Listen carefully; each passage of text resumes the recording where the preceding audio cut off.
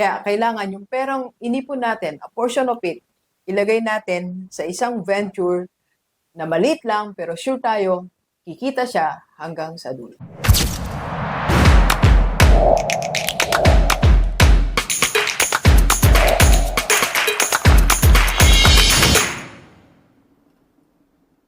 Five ways para makasure tayo na madami tayong pera sa retirement. Alam niyo tong series na to, tong week na to, puro tayo retirement. So yun yung aking niready script para sa vlog ko sa mga followers natin. Talagang niready natin ang retirement kasi nga madami na tayong nakita, mga kakilala na masagana ang buhay nung malakas pa. Pero nung dumating na sa retirement period, talagang kapos, walang pera, halos manghihina lang ng pampagamot, pangkain, pang-sustain sa buhay. So, ayaw nating maabot tayo sa ganun. Kaya hanggat meron pa tayong time, kahit 5 years na lang yan, Doc, maikli na lang eh. 55 na ako or 60 na ako, ilang taon na lang, di na ako pwedeng gumalaw. Okay, so tingnan natin ano pang kaya natin gawin. Let's go, let's go. Unang-una po, ito may mga combination akong ginawa. I believe that a better retirement can be achieved by combining two sources or two resources natin. Okay? Dalawang source of income or dalawang asset natin. Combine natin. Kasi iba na yung strategy ngayon eh. Lalo kung medyo late na tayo nag-ready.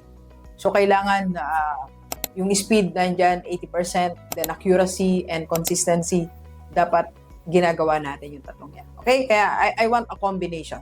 So, first, a combination of what you are earning plus investment.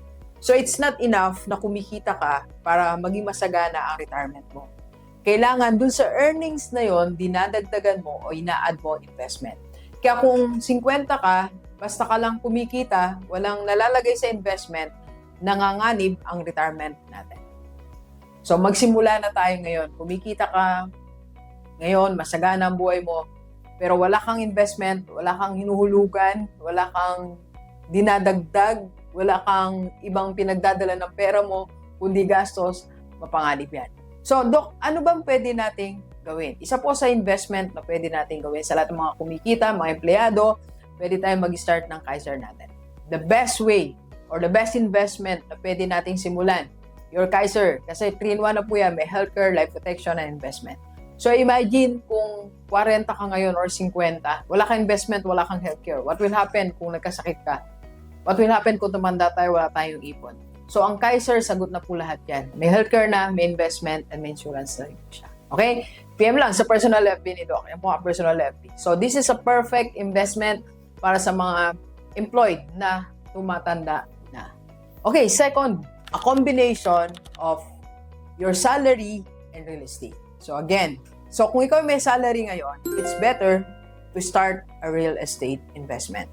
Pwedeng kapirasong lupa, pwedeng one-door apartment, two-door apartment, o pwedeng kapirasong bahay. Basta meron kang real estate.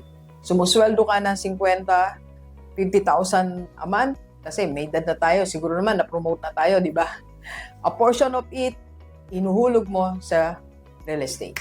So, kung puro salary, wala investment, sabi nga natin sa number 1, wala rin real estate, wala talagang matitira sa retirement natin.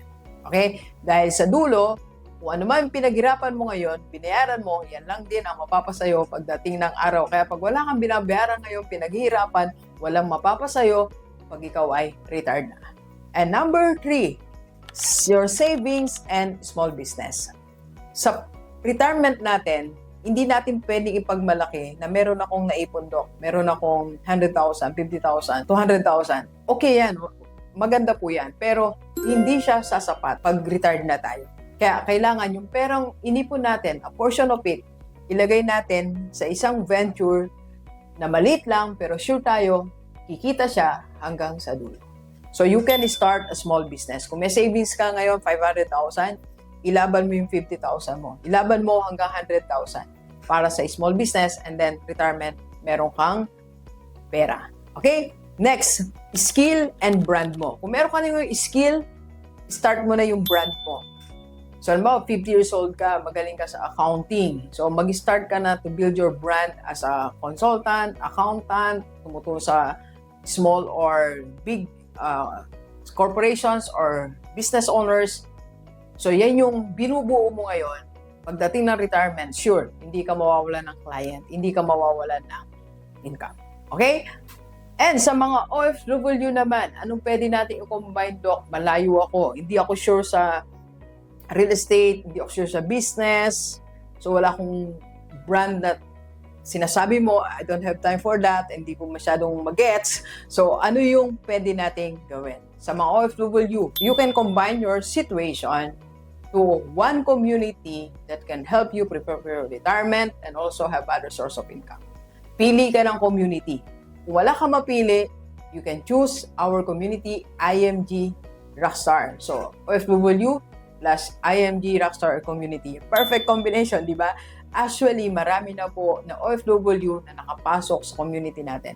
IMG Rockstar. Na ngayon, naayos ang finances, nakakapag-ipon, may Kaiser, may mutual fund, para sa future nila. And nakakapag-start pa sila ng business kahit nasa abroad sila. So it's a very good combination. So kung OFW ka and you want to join our community or kahit hindi ka OFW, mag-PM ka lang dyan sa personal FB ko. Okay, yan po ang aking personal FB. So sa lahat ng mga kamukha ni Doc, 50 na pataas, huwag natin kalimutan, meron pa tayong time to prepare for a retirement. Save more para sa kinabukasan natin. Let's go, let's go. Kape po tayo. Kape po.